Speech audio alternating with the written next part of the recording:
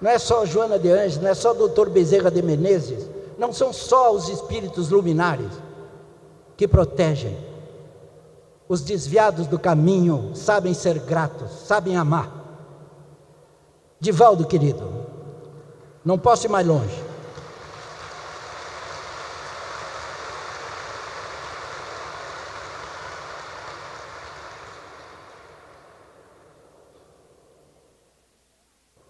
Diante da grandeza do teu trabalho e do valor incalculável das tuas realizações, és um homem com H maiúscula. Ainda que muitos só consigam ver-te como um privilegiado de Deus, recebendo concessões especiais que aos demais não são dadas. Finalizando, gostaria de parafrasar a Bíblia, Novo Testamento, na passagem triste da prisão de Jesus, narrada no Evangelho de João 19, 1-5, quando Nosso Senhor é levado a Pilatos, que depois de mandá-lo açoitar, coroá-lo com a coroa de espinhos e dizer que não reconhecia nada de errado naquele homem, foi obrigado a trazê-lo ao público e disse: eis aqui o homem, eis aqui o homem.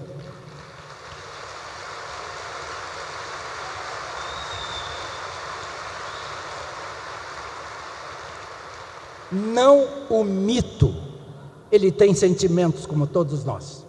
Deus te abençoe, te ilumine, te proteja sempre. Santa Maria te recebe mais uma vez de braços abertos.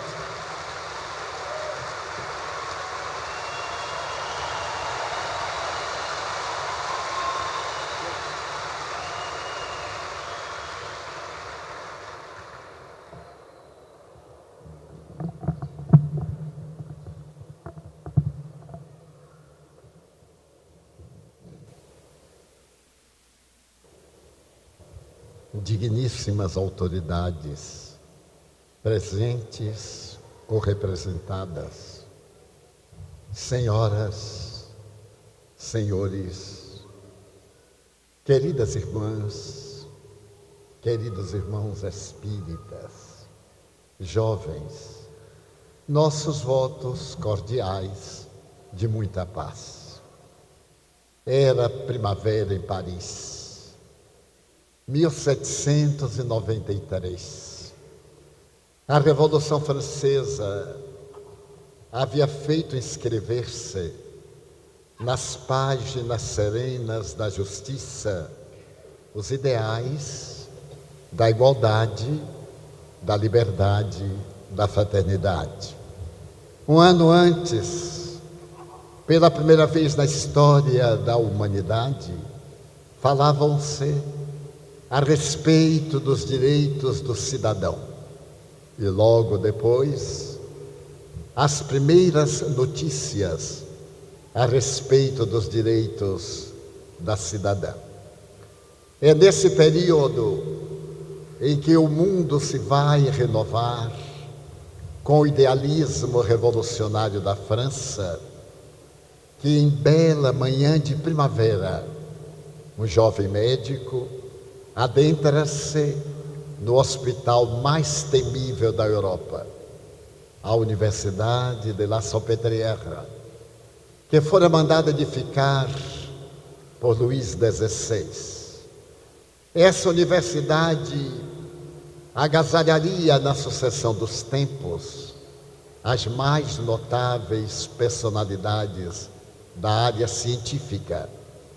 Mas naquela oportunidade havia reservado um pavilhão para os doentes irrecuperáveis, os esquizofrênicos. Era o pavilhão de La Bicêtre. E ali naquela área, nos fundos tenebrosos da universidade, 52 esquizofrênicos eram encarcerados pelo crime de serem portadores de uma doença que a ciência médica não havia encontrado a psicogênese, nem os fatores que desencadeiam esse terrível transtorno de natureza psicótica. Mas aquele jovem médico havia sido chamado, não há muito, para ser o reitor da universidade. Idealista, como todo jovem, ele aceitou o desafio com uma condição: libertar os pacientes esquizofrênicos e dar-lhes o direito a uma vida saudável, caracterizada pela oportunidade de serem cidadãos. Naturalmente, ao fazer a sua imposição, ele incorrera no grave problema de os colegas perguntarem-lhe: que pretendes fazer com eles? Tratá-los. A função do médico é exatamente procurar descobrir a terapêutica para quaisquer enfermidades. Mas, perguntaram-lhe os colegas: e se tu não conseguires, que farás? Eu os amarei, demonstrando que eles não têm culpa da nossa ignorância. Por essa razão, naquele domingo de sol e primavera parisiense, o jovem médico, acompanhado de um serralheiro, chegara a La Bicêtre. O pavilhão escuso transandava odores pútridos. Naquelas celas invariavelmente fechadas, onde não tinham direito sequer de tomar sol, padeciam indivíduos encarcerados fazia mais de 10 anos, que haviam perdido o contato com a vida em quaisquer aspectos considerada. Ele chega, chama o guarda e diz que agora o novo diretor da universidade, e de imediato determina que aqueles pacientes sejam liberados. Mas o guarda, que nada mais é do que um prisioneiro que toma conta de outro prisioneiro, respondeu que não se atreveria a libertar aqueles pacientes portadores de uma alienação mental, para a qual não havia cura, porque de imediato eles se ergueriam e o matariam. Tais os ódios que vigiam entre encarcerados e guardador de prisioneiros. E tampouco se importava, porque logo depois ele mataria aquele nobre cientista. Havia uma diferença entre os dois. O carcereiro era cidadão. Pela primeira vez na vida, ele experimentava o direito de sair da ralé, daquela massa infame dos que são invisíveis, dos que não têm direito à vida. Mas o médico seria considerado inevitavelmente como um herói, como um grande cientista. Portanto, ele se recusava a libertá-los. Ele voltou-se para o funcionário que convidara e, naturalmente, ele sorriu com um encantamento muito especial. Pediu ao serralheiro que cortasse a corrente de ferro que impedia o acesso às fechaduras das portas enferrujadas. E aquele homem modesto, ignorante, disse: mas eu dou toda a razão ao guarda, porque esta gente é o que há de pior na Europa. Aqui estão inimigos políticos, indivíduos perversos, portadores da loucura, malsinados por Deus, castigados pela divindade, e eu não abrirei a cela.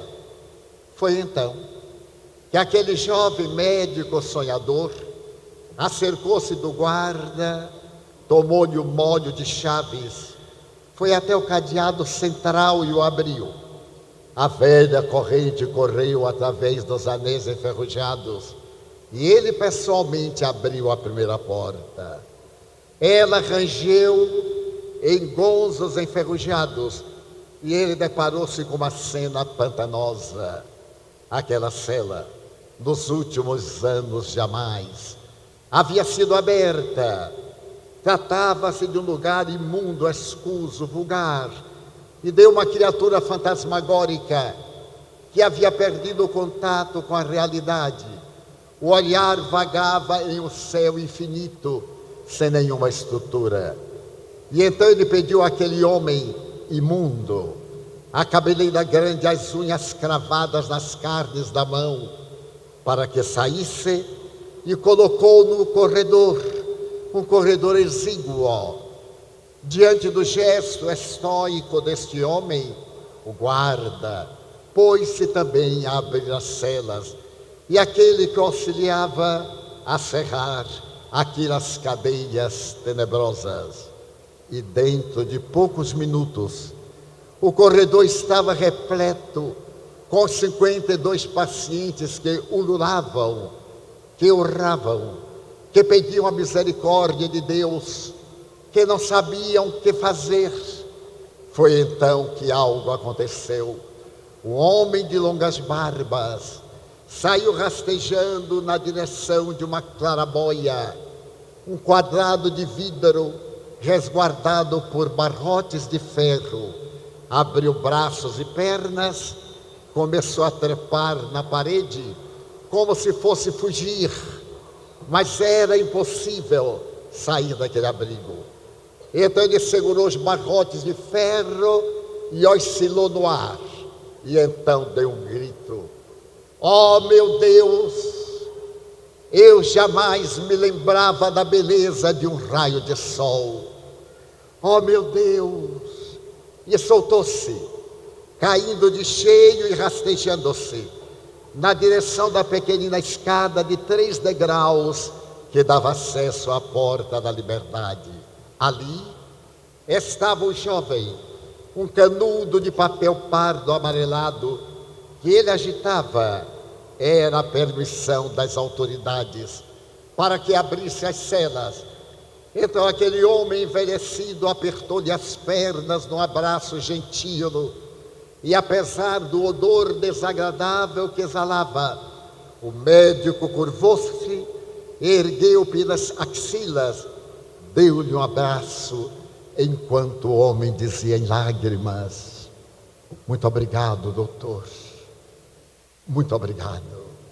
Sou eu quem te agradece, porque eu tinha certeza de que no meio desses pacientes alguém havia recuperado a saúde. Sou eu quem te agradece dar-me a oportunidade de amar aos esquizofrênicos que haviam perdido o direito de viver." Esse jovem médico chamava-se Felipe Pinel, e se tornará o pai da medicina psiquiátrica no término do século XVIII, na alvorada do século XIX.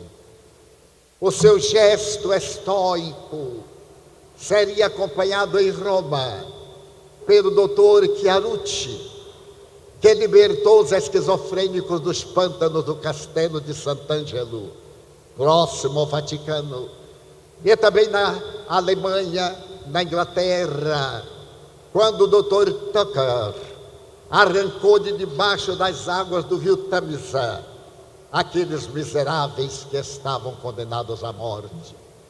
É o momento mais grandioso da psiquiatria, porque até então o que se conhecia a respeito dos distúrbios psiquiátricos era mais da superstição, da tradição, da ignorância, do que da própria realidade. Começava uma era nova para o cérebro, essa massa pardo-cinzenta, com o calo, o centro caloso, separado por 2 hemisférios. Ali deveria estar o milagre da vida, que era, afinal, a criatura humana. Logo depois, por volta do dia 18 de abril de 1862, um outro jovem médico, escrevendo à Sociedade de Antropologia Francesa, dizia que acabara de descobrir o centro da palavra, que a criatura não falava em absoluto na garganta, como se pensava, falava no cérebro, na terceira circunvolução frontal da esquerda. E esse admirável Paul Pierre Broca abriu os horizontes da psiquiatria para que o cérebro pudesse ocupar o lugar de destaque que ele tem na realidade do pensamento. O século XIX é também o século em que a ciência vai utilizar-se da tecnologia de laboratório para penetrar na intimidade do inconsciente profundo, para poder avançar na direção do superconsciente e descobrir que nós agimos, pensamos, vivemos mais de reflexos condicionados do que de atitudes intelectuais e da própria consciência.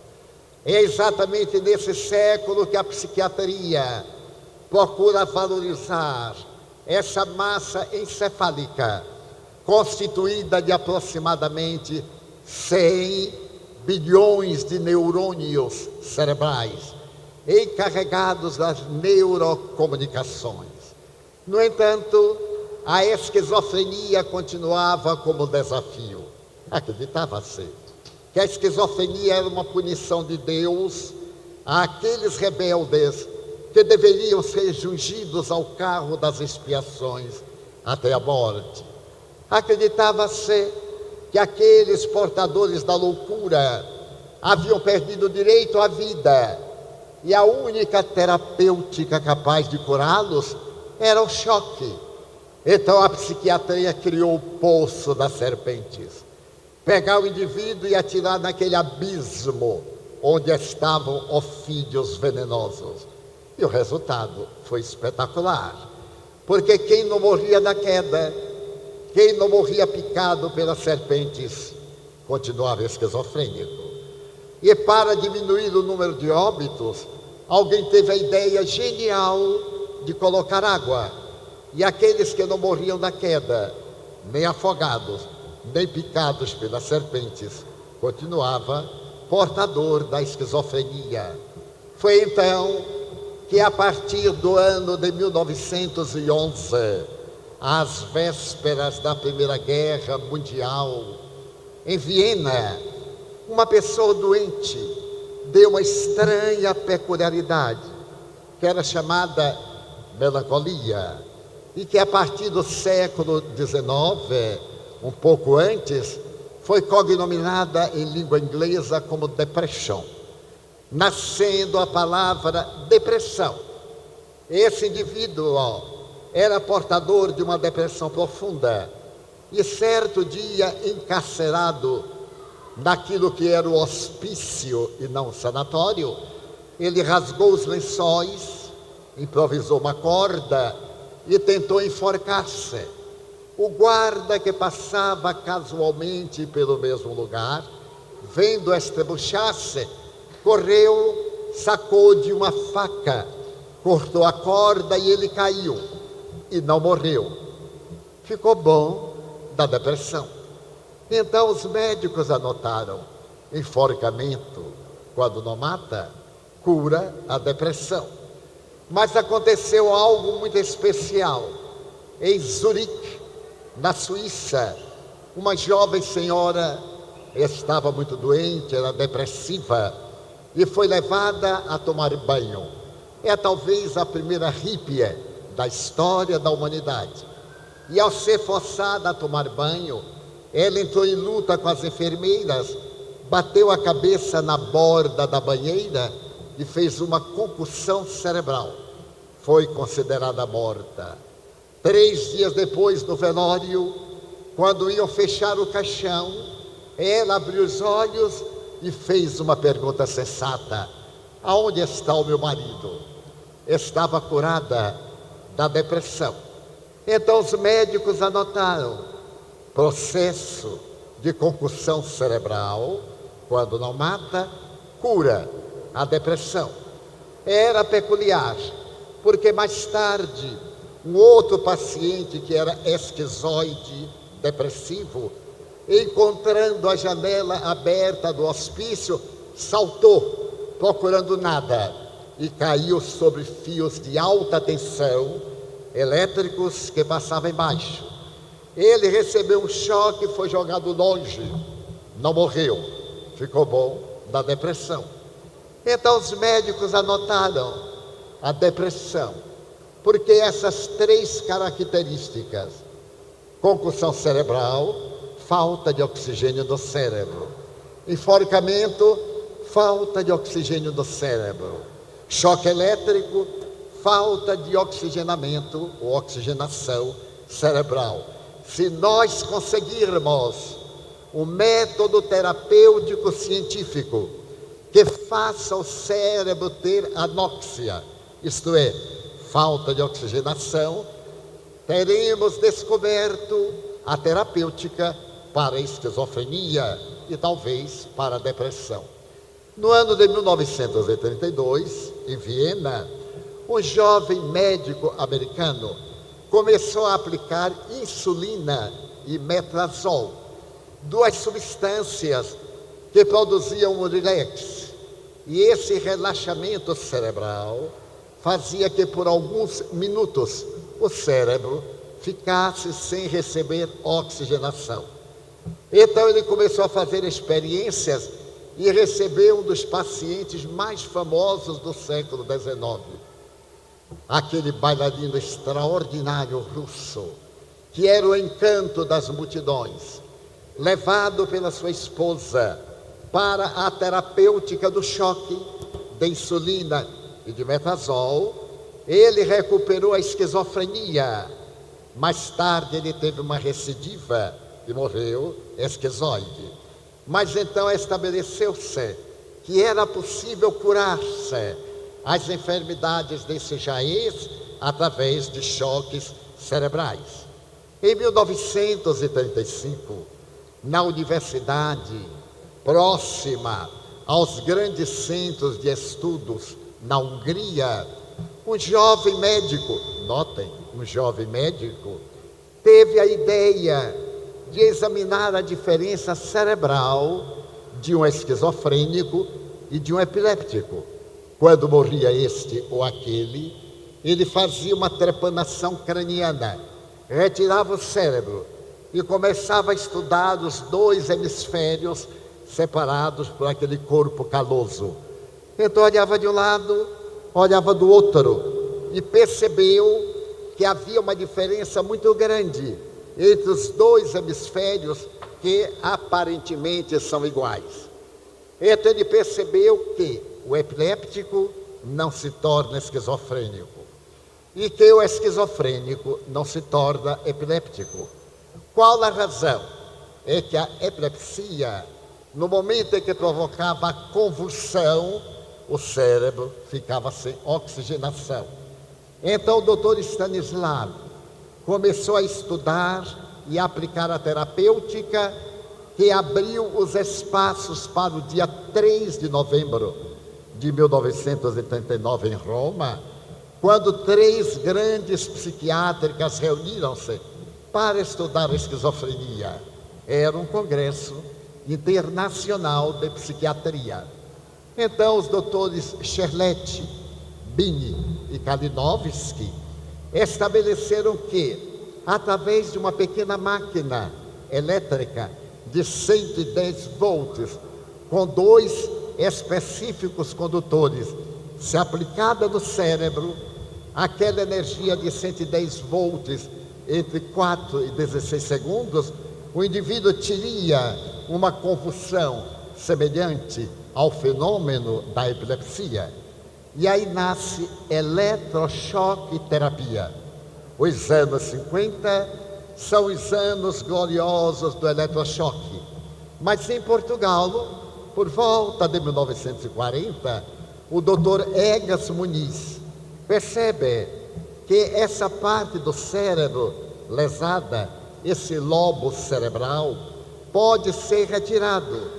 E então apresentou à Sociedade Internacional de Psiquiatria a experiência da lobotecnologia e, ao mesmo tempo, a experiência de retirar o lobo enfermo e o indivíduo que era agressivo, embora ele permanecesse numa situação de relativa idiotia, era, portanto, um indivíduo saudável. E a ciência médica logo percebeu, nos anos 60, que a esquizofrenia tratada à base do eletrochoque produzia no indivíduo uma perturbação do sistema nervoso central, do simpático e do parasimpático, levando à exaltação esquizoide ou à depressão profunda. Nesse momento, por volta do ano de 1970, um estudioso das perturbações emocionais da cidade de Viena percebeu que nós éramos portadores de fenômenos aparentemente esquizofrênicos, mas que na realidade não eram cerebrais, eram emocionais.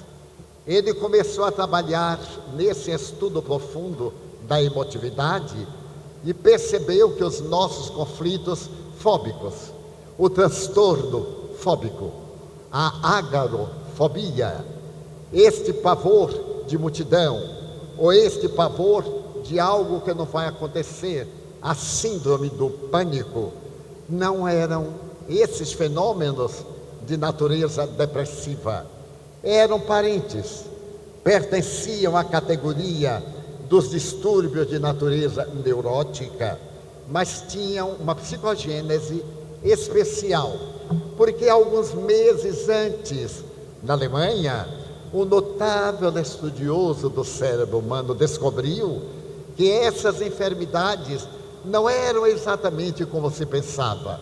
Era costume dizer, é uma doença nervosa, é uma doença mental, de maneira nenhuma. Trata-se de um transtorno neurótico, um distúrbio emocional, um transtorno psicótico, a esquizofrenia, o autismo, a hebefrenia e outras expressões que paralisam o indivíduo, mas que podem ser tratados com palavras, para procurar a fonte geradora do distúrbio deste fenômeno de natureza neurótica.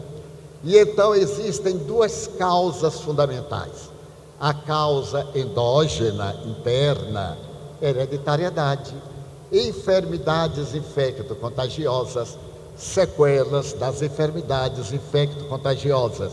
Isto é, se eu sou filho de um esquizofrênico ou de um depressivo, eu tenho 30% de probabilidades de ser depressivo ou esquizofrênico também. Mas se meus ambos genitores são portadores de esquizofrenia ou de depressão ou de alcoolofilia, da embriaguez alcoólica, eu terei 70% de probabilidades de ter a doença por hereditariedade. Mas eles perceberam que há outros fatores, denominados fatores externos, eventos de vida, um choque emocional, a perda de um relacionamento, uma estrutura doméstica falha, uma mãe castradora, um pai negligente, uma criança que tem temores, tem a tendência de, a 50%, apresentar depois dos 12 anos, depressão infanto-juvenil, hebefrenia ou loucura dos jovens. Então a ciência expandiu-se e hoje, graças aos barbitúricos, aos neurolépticos, nós podemos ter uma vida perfeitamente saudável, mesmo que sejamos portadores desses distúrbios emocionais ou psicológicos, mentais ou de natureza psíquica. E alargaram-se os horizontes da Terra, mas aconteceu o inesperado. À medida que o progresso tecnológico fez crescer o desenvolvimento, nós perdemos o contato com a nossa realidade. Nós saímos do si profundo, o self. Nós saímos do ser que somos para a periferia. Importante não é o que somos, é o que apresentamos.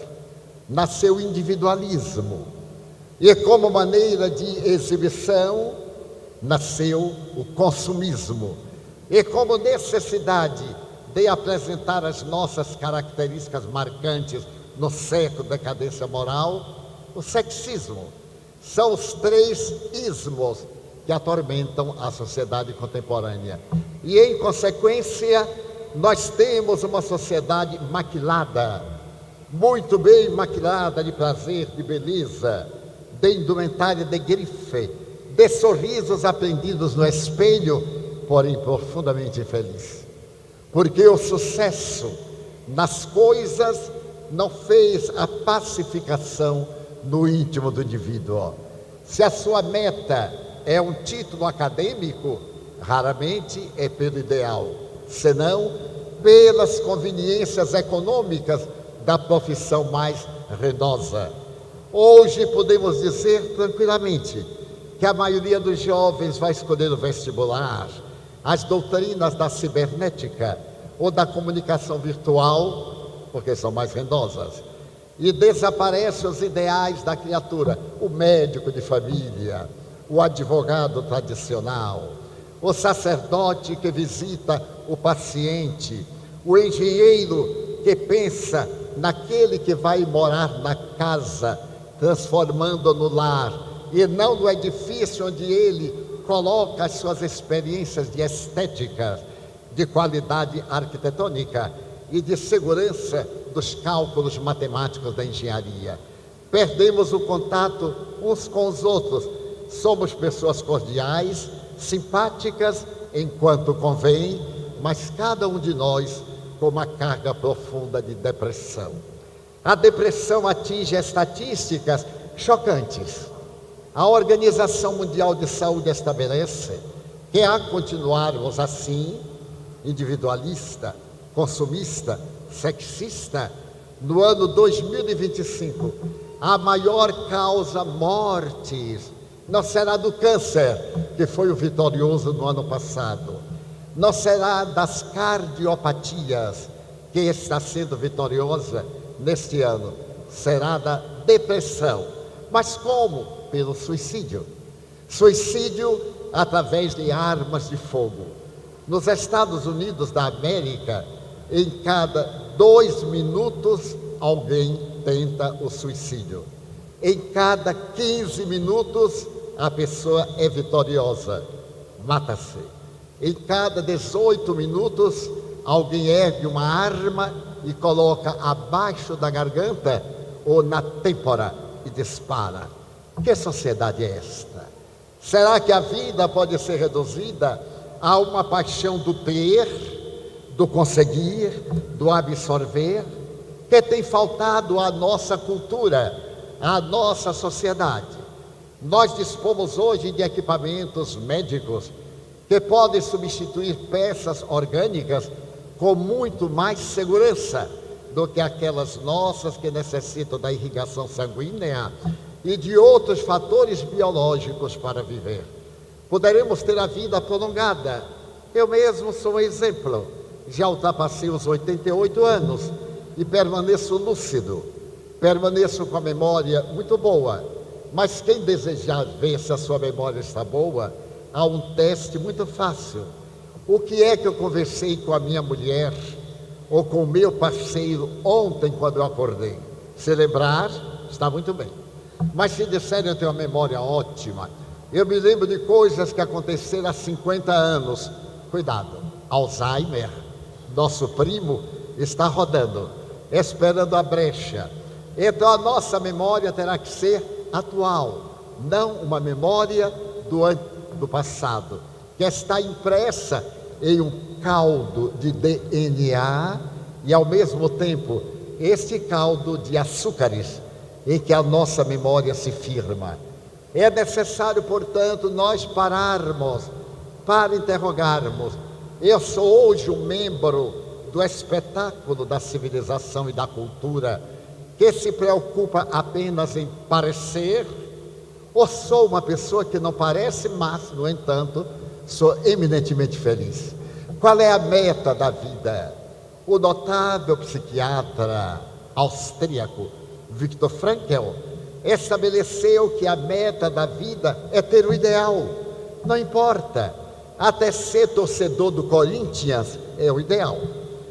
Até ser torcedor de um clube de futebol de subúrbio é o ideal. Mas esse é o ideal muito modesto. É o ideal dos que pensam pouco. O nosso ideal é de uma existência pautada dentro de um princípio ético que nos dê estrutura para enfrentar as vicissitudes e modificar os conteúdos existenciais.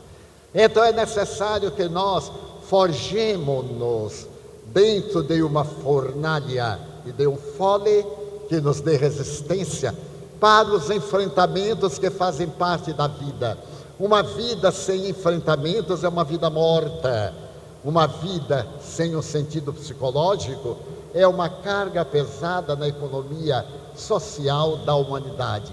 Então o grande desafio foi solucionado através de uma ciência que veio analisar o que é o indivíduo, de onde ele veio, para onde ele vai, porque aconteceu na Boate Kiss a tragédia de há 3 anos, que ainda nos sacode e nos abala, porque uns são felizes e outros desventurados, porque uns são ricos de amor e outros carentes de ternura, porque alguns, tudo quanto tocam, à semelhança do rei Midas, transforma em ouro, e outros, tudo quanto toca, perde completamente o sentido. Por quê? Porque nós somos seres indestrutíveis, nós somos seres imortais. A vida não é o resultado espúrio do acaso, a vida tem uma causalidade. Nós somos procedentes de um ser, de algo, de uma inteligência causal, pensante, lógica e matemática. Já dizia Pitágoras que a melhor definição para Deus é a matemática. Afinal, a filosofia é uma doutrina de matemáticas. E hoje, a física quântica, ou física das probabilidades, é exclusivamente conceptual e matemática, já que tudo quanto nós vemos não é conforme nós vemos. Antes dizíamos, eu preciso ver para crer. Agora não, eu preciso crer para ver, através das nossas concepções. Essa doutrina, que é uma ciência, todos vós já ouvistes falar a seu respeito, é o Espiritismo. Ele veio dizer que nós temos uma estrutura de natureza imortal, não eterna. Eterna é aquilo que não teve princípio, nem origem, nem tem fim, é Deus. Nós somos imortais desde que criados, e temos em nossa jornada 2 propostas que são inequívocas: o livre-arbítrio, a ação da vontade e o determinismo. Nasceu, morre. Mas eu poderei morrer a depender de como me comporte. Tanto eu posso morrer de um câncer pulmonar derivado do modesto cigarro. Cada cigarro que eu coloco na boca, eu diminuo X quantum da vida que me está destinada. Ou no álcool, toda vez que eu ingiro certa cota de álcool, que não é saudável, mas é saudável numa certa cota para auxiliar a frequência cardíaca, eu então estou preparando uma problemática hepática, um câncer de estômago, um distúrbio de comportamento emocional. Então o sentido da vida é encontrar para que nós aqui estamos. Aquilo que nós perguntamos, qual é a minha missão na Terra? Amar. Eu tenho uma amiga da minha idade. Como se trata de uma mulher, ela é mais jovem do que eu, 20 anos.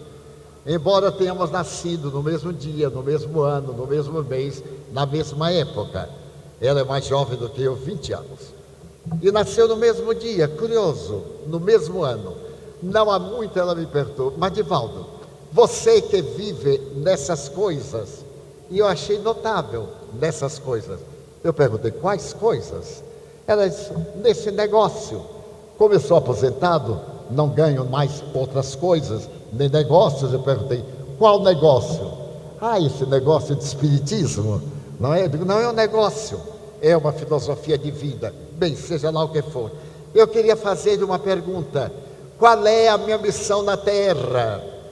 Eu disse, meu bem, deixe para outra reencarnação, porque aos 88 anos que nós dois temos, não há mais nenhuma esperança de missão na Terra. Querendo dizer que o nosso objetivo é amar, não é ser aplaudido. O notável político baiano, sem dúvida, Joaquim José Seabra, ele foi expulso da Bahia por volta dos anos 30. Mas quando ele chegou no transatlântico, que eu trouxe do Rio de Janeiro, ele foi ovacionado. E na hora em que ele foi exilado no cais do Porto, só havia estivadores. E ele, com uma verve de poeta político, ele disse: a humanidade é curiosa, os lábios que beijam são os mesmos que mordem. É que vale dizer que as mãos que aplaudem são as mesmas que apedrejam. O que importa não é o aplauso que recebemos, é aquilo que somos. Então nós somos esse ser que está construindo uma sociedade através dos parâmetros do amor. Mas se nós não amarmos, caímos no individualismo, no consumismo, no sexismo. Eu tenho direito ao prazer, mas eu tenho direito ao prazer a meu modo. Eu tenho direito ao prazer consumista.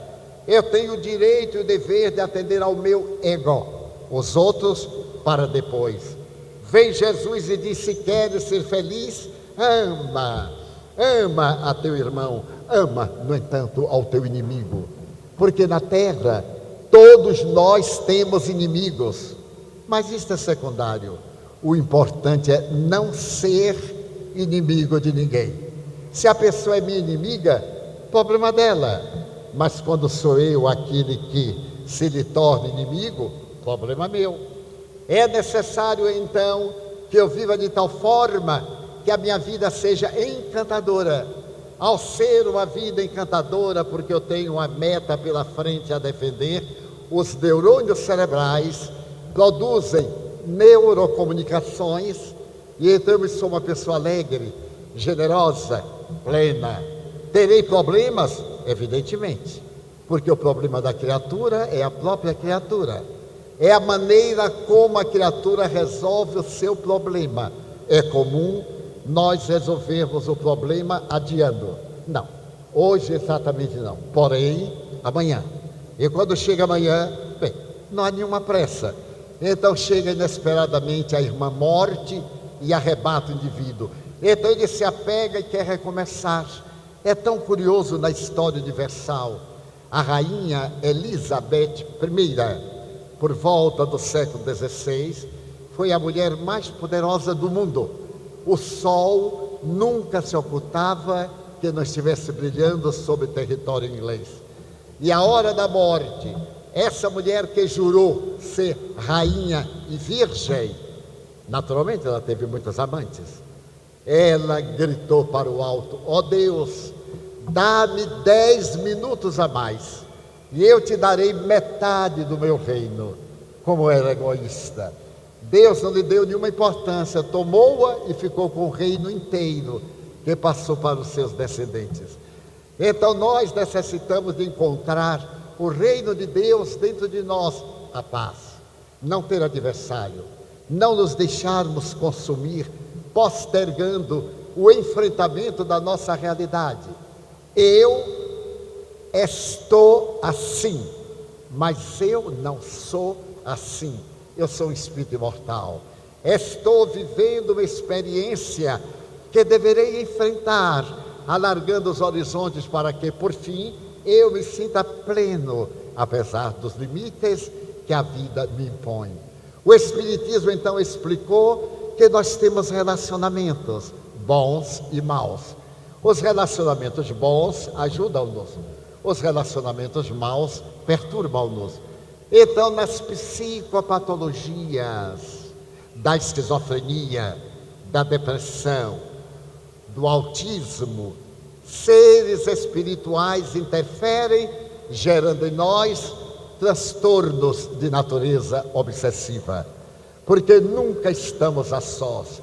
Allan Kardec, o codificador da doutrina espírita, perguntou às entidades venerandas: é crível considerarmos que nós estejamos a sós ou acompanhados? E os espíritos responderam à pergunta que é formulada um pouco diferente: estais sempre muito mais acompanhados do que imaginais. Equivale dizer que nós estamos dentro de uma existência na qual a nossa liberdade de livre-arbítrio está na razão direta da equação do nosso pensamento. Pensemos bem e atrairemos espíritos nobres. Pensemos mal e atrairemos espíritos infelizes. Mas mesmo sem pensar, nós os atraímos, porque não é esta existência a nossa vida única. A vida é una e as existências são partes desta vida. Da mesma forma que a partir do maternal, da creche, do jardim, do fundamental e das outras expressões da pauta escolar, eu chego à universidade para poder enfrentar a academia do mundo. Na nossa existência, nós temos várias existências, onde e quando estabelecemos o efeito dos nossos atos. Os indianos costumam chamar a lei do karma, equivale dizer pagar as dívidas conforme as cometeu. Mas ao mesmo tempo eles usam uma outra palavra, a lei do dharma, receber os frutos sazonados dos nossos atos.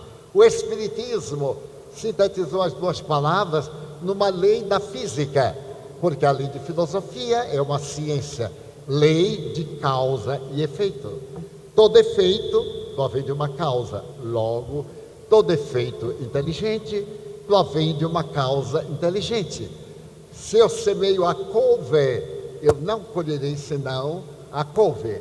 Como diria Rui Barbosa, se tu és egoísta, tu plantas a couve porque comes amanhã. Se tu tens o ideal, tu plantas o trigo porque comes daqui a 3 meses. Mas se tu és verdadeiramente um cidadão, tu plantas almas para colheres amigo nos caminhos da eternidade. Então o Espiritismo vem nos propor que na psicopatologia das enfermidades de natureza psíquica, esquizofrenia, autismo, hebefrenia, catatonismo, existe o problema orgânico e o problema espiritual. O problema espiritual pode preceder ao orgânico e depois de algum tempo o organismo assimila esses fluidos deletérios, essas energias perturbadoras e adapta-se, nascendo a enfermidade orgânica. Também nos ensina, além disso, a lei de atração faz que espíritos perversos nos influenciem no comportamento, no humor. Há pessoas biliosas que estão sempre de mau humor e há pessoas generosas que estão sempre joviais. Ambos têm problemas, mas cada qual trabalha o problema dentro de uma formulação. Então as obsessões campeiam hoje na Terra, em particular nas áreas daqueles 3 quesitos: o indivíduo egocêntrico, o indivíduo consumidor e o indivíduo do erotismo. Porque vivemos uma época em que já não se trata de um fator de natureza sexual, mas se trata de um fator erótico. Nós nos complazemos nos filmes eróticos, nos motéis da degradação, na imaginação atormentada, como fuga psicológica, ao que damos o nome de prazer, felicidade, que nada mais é do que o fogo fátuo da ilusão. Então o Espiritismo nos vem convidar para uma nova ética, a ética que está sendo elaborada neste momento de transição planetária.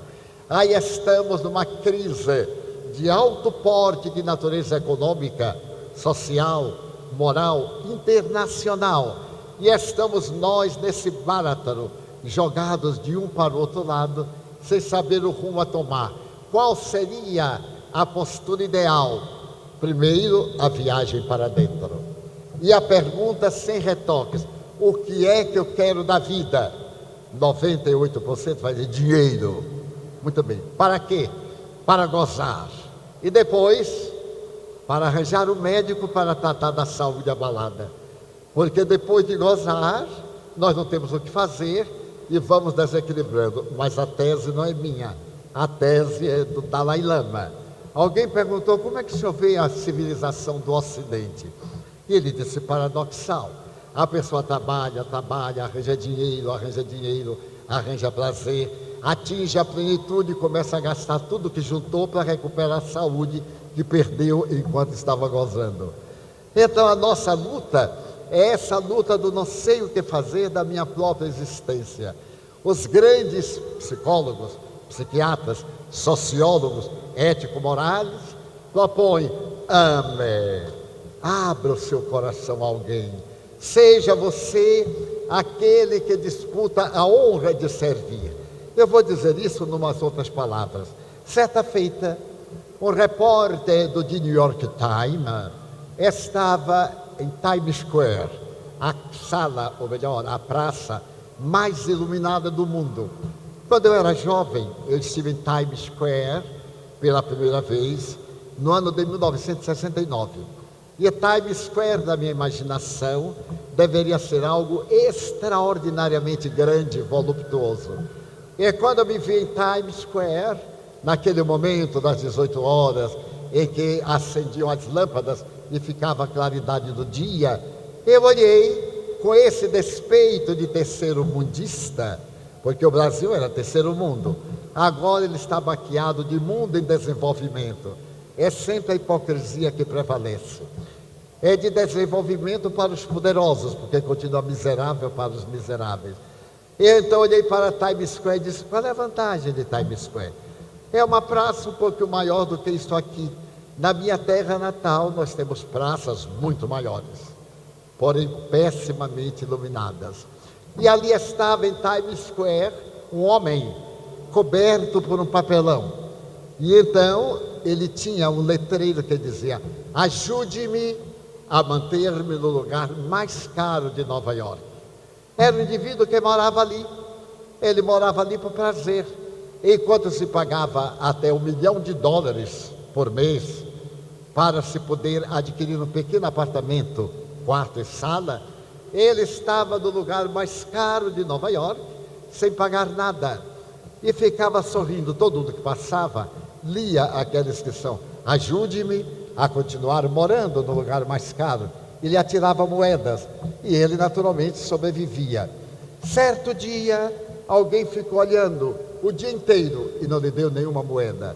Ao cair da tarde, a pessoa lhe perguntou: mas você de fato é um cara muito rico, por que você escolheu este lugar? Ele disse: porque é o lugar mais encantador. E a polícia ainda não o expulsou daí? Não, eu não perturbo a ninguém, simplesmente eu me agasalho no inverno, sento-me aqui na minha poltrona e digo que estou no lugar mais caro de Nova York. Que verdade, o lugar mais caro de Nova York. O cavalheiro perguntou-lhe: mas que imaginação, você tem uma imaginação muito rica, você gostaria de trabalhar para nós? Bem, quanto paga? Porque aqui a minha economia me dá um bom resultado. E a pessoa disse-lhe que pagaria por semana X dólares. Ele fez um cálculo e disse: bem, é um pouco mais do que eu ganho aqui. Vou alugar o meu apartamento a outro e vou trabalhar com o senhor. Então ele se tornou o maior propagandista de seguros, de nome Taulo, da empresa para a qual foi levado. E quando ele completou 10 anos, ele recebeu uma homenagem da empresa pelos inestimáveis serviços prestados à comunidade. E uma repórter perguntou: mas como é que você tem tanta imaginação? Como é que chegou até aqui? Ele disse: simples, eu morava no lugar mais caro de Nova York. E agora eu estou morando num lugar relativamente caro de Nova York. E contou a sua história. Tenha imaginação. Não considere as coisas pela aparência. procure dar-lhes um toque de amor. E um outro mendigo estava em plena primavera em Paris, na Ponte Marie, aquela que liga a Notre-Dame e ao mesmo tempo ao Louvre. E havia ali ao lado dele uma plaqueta que dizia: tenha pena de mim, eu sou cego, ajude-me. E então todo mundo passava e alguns atiravam uma ou outra moeda. Certo dia ele sentiu um perfume masculino, escutou os passos, alguém parou, ele escutou que rabiscava um papelão, colocou ali e se foi. Daí a pouco começou a chover dinheiro, caíam cédulas e não apenas moedas, e ele repletou os bolsos. Ao entardecer, ele sentiu o mesmo perfume, o mesmo movimento, e então uma voz máscula perguntou: como foi o seu dia? Extraordinário. Eu jamais fiz uma coleta de tal monta. Já que o senhor me pergunta, o senhor esteve aqui pela manhã? Sim, eu estive aqui pela manhã. O que é que o senhor escreveu na minha tabuleta? Eu escrevi uma frase positiva, meu amigo. Você colocou aqui: eu sou cego, ajude-me. Isso inspira compaixão. Eu virei a tabuleta e coloquei assim: é primavera em Paris e eu não posso vê-la. Então todo mundo se comovia. Como é que aquela primavera era invisível para ele? E dava-lhe um substitutivo para ele ver. Então a vida, ele era o mesmo, era o cego de ontem, mas era agora o invidente de hoje. Não havia perdido a alegria de viver somente porque não pudesse ver. Cabe-nos a nós o cultivo de pensamentos: eu sou cego e hoje é primavera, amanhece dia novo e eu estou atormentado por um número de espíritos que se comprazem em me afligir, e eu estou nessa depressão profunda pelo prazer masoquista de sofrer, e eu tenho delírios de natureza esquizoide sob a ação perversa de entidades malignas. Que fazer? Mudar de atitude para a vida.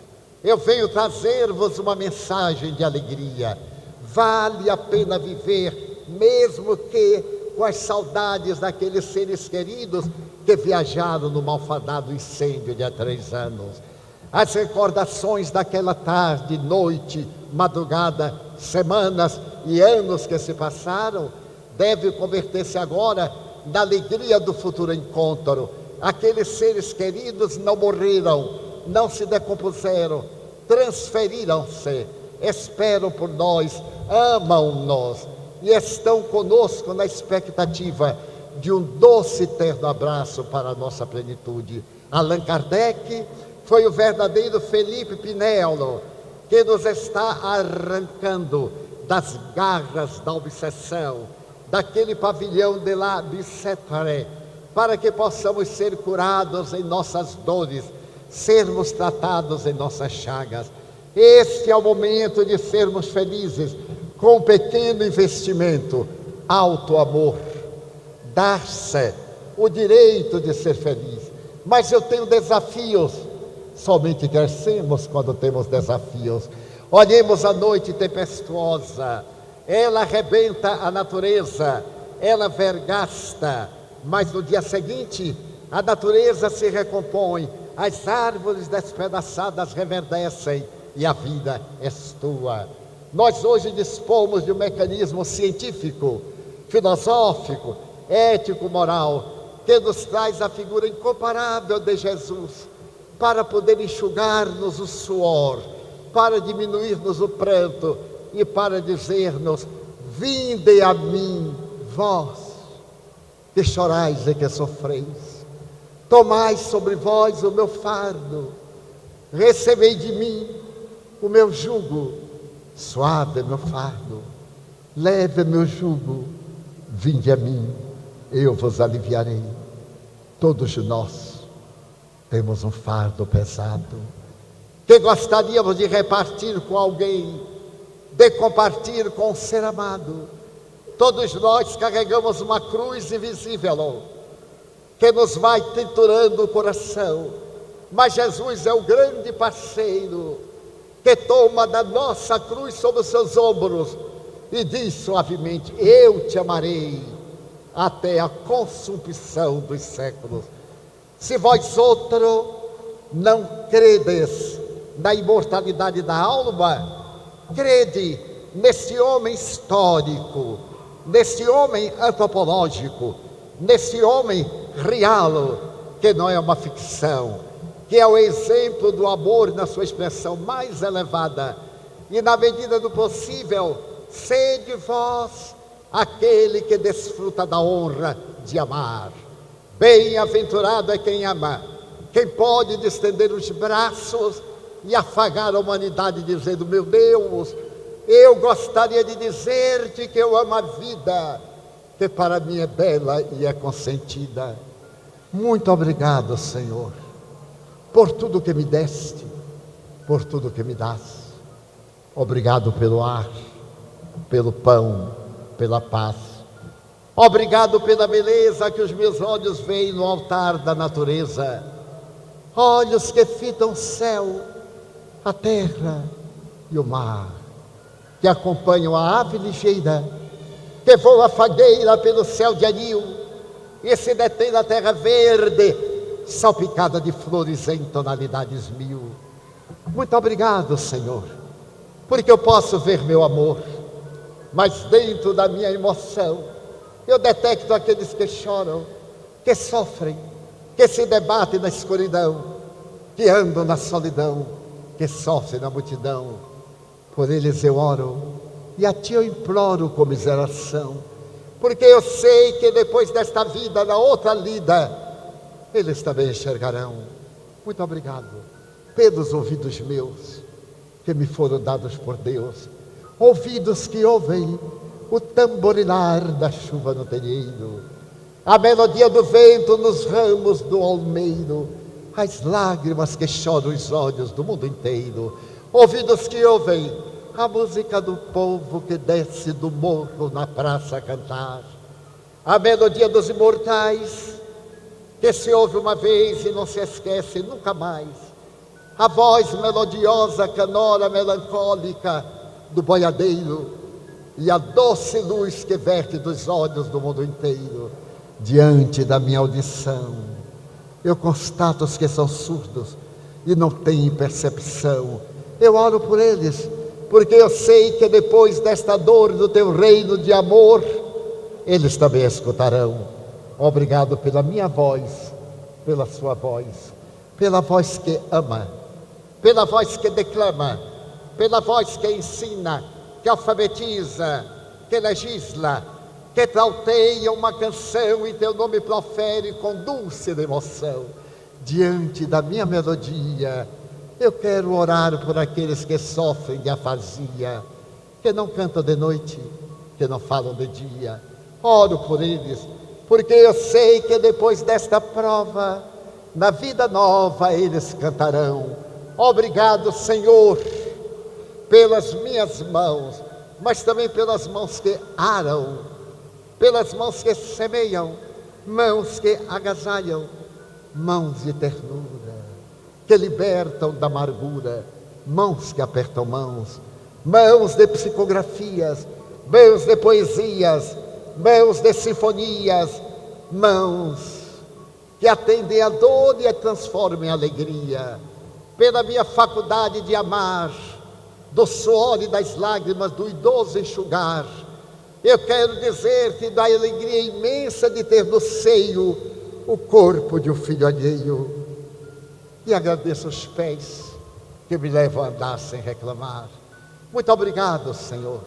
Diante do meu corpo perfeito, eu Te quero louvar, porque eu vejo na terra aleijados, amputados, marcados, paralisados, que se não podem movimentar. Eu oro por eles, porque eu sei que depois desta expiação, na outra reencarnação, eles também bailarão. Obrigado, por fim, pelo meu lar. É tão maravilhoso ter um lar. Não é importante se este lar é uma mansão, um duplex, um ninho, um grabato de dor, uma casa no caminho. seja lá o que for, mas é importante que dentro dele exista a figura do amor de mãe, ou de pai, de mulher, ou de marido, de filho, ou de irmão, a presença de um amigo, alguém que me dê a mão, porque é tão triste viver na solidão. Mas se eu a ninguém tiver para me amar, nem um teto para me agasalhar, nem uma cama para repousar, nem aí eu me perturbarei, porque eu terei um cão, um gato para me ajudarem. E então eu cantarei: obrigado, Senhor, porque eu nasci. Obrigado, Senhor, porque eu creio em Ti, pelo Teu amor. Obrigado, Senhor, pela vossa atenção. Muito obrigado, senhores.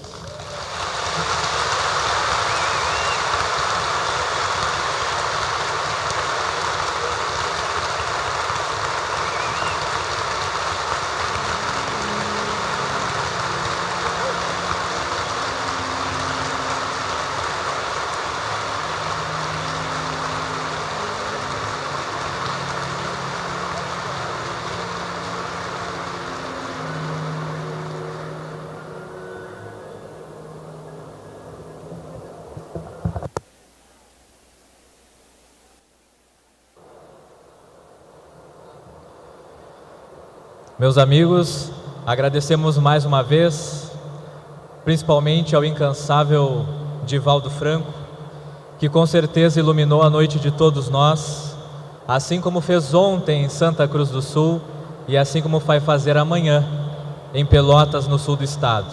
É por isso que desejamos ao Divaldo e toda a sua equipe uma ótima viagem. Aqueles que desejarem, o Divaldo vai conceder mais autógrafos em seus livros a partir de agora, aqui ao lado do palco.